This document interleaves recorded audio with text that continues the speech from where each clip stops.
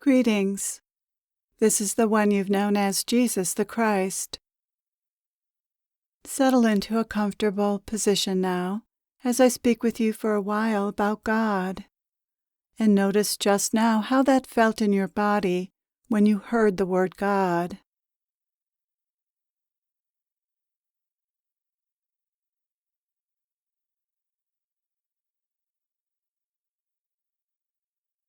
God is a loaded word, isn't it? No matter how you feel about God, this is a loaded word. Some people love God, some people hate God, some people fear God, but rarely does anyone not have some feelings about God. We're going to explore these feelings a bit to see where you stand in relationship to God, because your beliefs about God and the feelings they produce cause you to have a particular relationship to God, a stand or stance toward God, and it's good to know what that is. All of your beliefs create feelings of some sort, and in turn create a particular relationship to that thing or person you hold beliefs about. Beliefs are powerful. They determine how you relate to things and to people. They determine how you are in life, and how you are in life is very important. How you are in life determines how others behave toward you, how you feel about them, and how you feel about yourself. In this way, your beliefs create the climate you live in. Climate is a good word for this. Some people carry sunshine around with them wherever they go, while others carry clouds or even storms around with them. Everyone has a certain default climate, mostly determined by their conditioning and the choices they've made in regards to that conditioning, although this climate varies somewhat depending on what's happening. What has this to do with God, you say? Your beliefs and ideas about God contribute significantly to this climate, since they affect how you feel about life. If you love God and are aligned with the truth about God and about life, your climate will be sunny. If not, it won't be. That's how important your feelings about God are. They affect your overall outlook to a much greater extent than you might realize. God is good, life is good, you are good, and when you know this, you feel good. If God is not good, then life is not good, you are not good, others are not good, all is not well, and you don't feel good. That's how important your feelings about God are. Your feelings about God affect your feelings about life, about others, about yourself, and consequently your overall outlook. So what is your inner climate generally like? Is life a bummer or is it a gift? Is it horrible or is it mostly amazing and only horrible at times? Is what you have to do a burden or is it mostly enjoyable or fun and only sometimes a burden? What is your climate generally like, and how do you feel about God? This is, of course, how your ego or false self feels about God. Take a minute to answer this now, or however long you need on your own.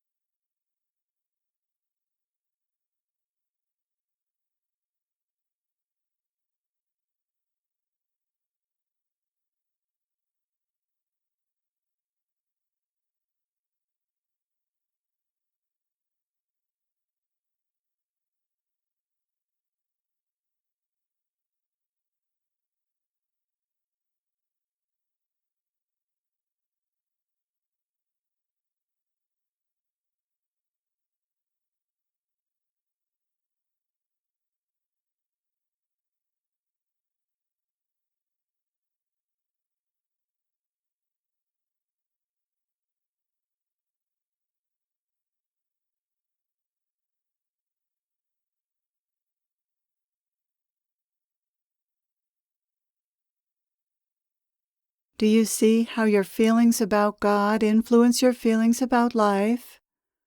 This influence is a little hidden, but it's obvious in how you generally feel about life. If life feels difficult, then who made it that way? The ego will never take responsibility for this. God made it that way, says the ego. The ego made you feel bad about life, but the ego blames God for that. The same is true for how you feel about yourself and others.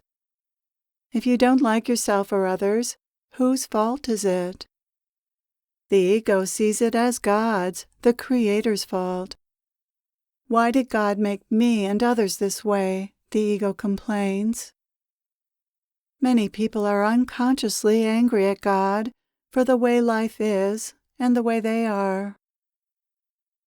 Do you unconsciously blame God for your unhappiness, your difficulties, your struggles? If you do, your blame is misplaced, and it's important to see this. Any unhappiness and struggling with life is the ego's doing. Knowing this will help you overcome the ego and feel the joy of being alive that is your birthright and the experience of your true self. If your climate is not entirely positive and sunny, what are the beliefs that cloud your outlook? You may have a few negative beliefs, clouds, or many, depending on your conditioning. Fear is one of the most common type of cloud. The ego is naturally afraid, and it creates a God that must be feared, a God who is wrathful, judgmental, punishing, or just indifferent to the plight of humans. When fear clouds the climate, it's dark indeed, and when fear is very strong, the ego lashes out and stops at nothing to try to be safe or claw its way to the top. This is the ego's way of dealing with the fear that it creates. If a good, bountiful God were felt to be overseeing life, fear would be impossible, and trust would rule the day. The degree that you are fearful is the degree that the ego rules your world, and God is seen as absent, cruel, or indifferent. And the degree that you are not fearful is the degree that you are aligned with your divine self and see God as goodness. Let's stop a moment and examine how much fear you generally experience.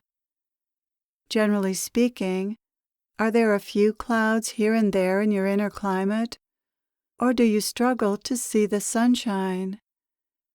Can you name those fears? Take a minute to do this now, or however long you need on your own.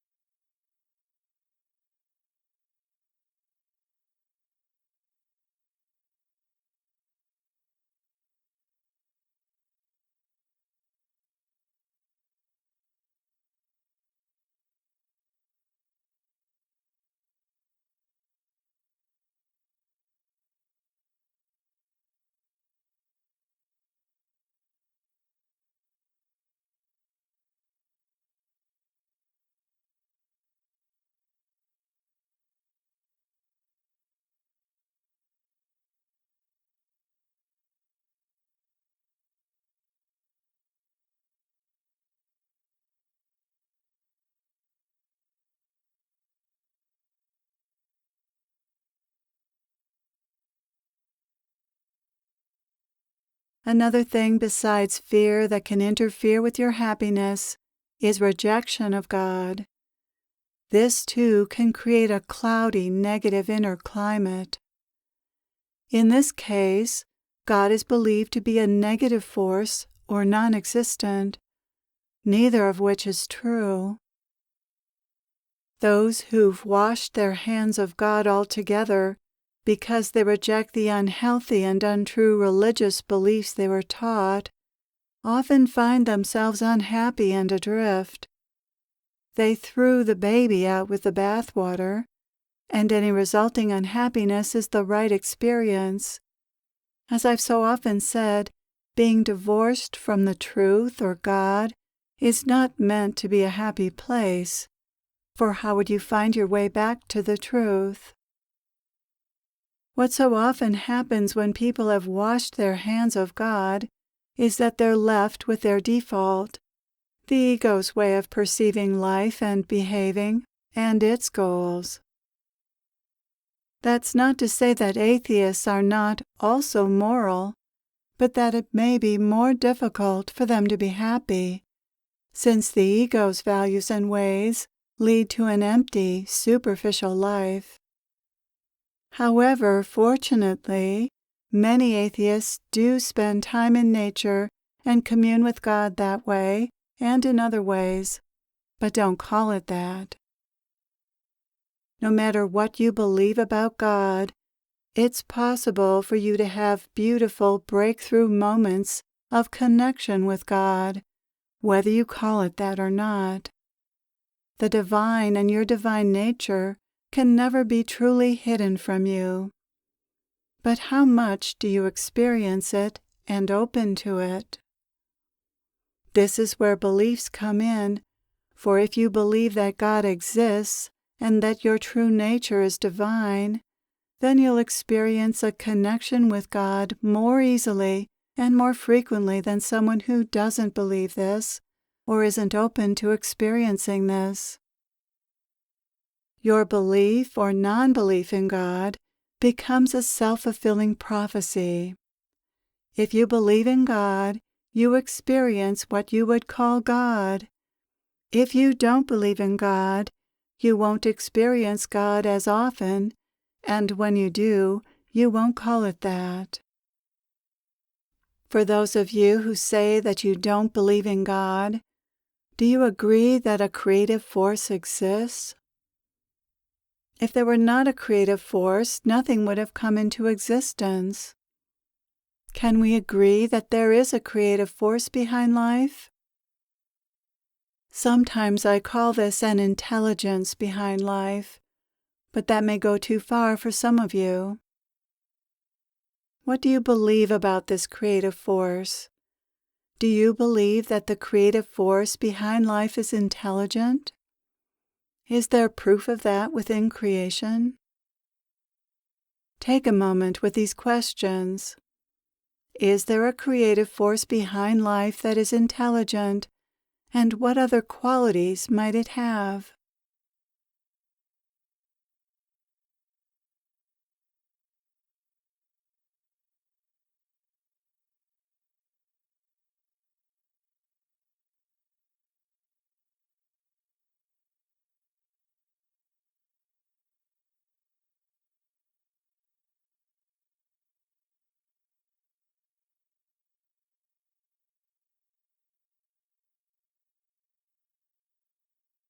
If this creative force is intelligent, is this intelligence benevolent or not benevolent, or neither?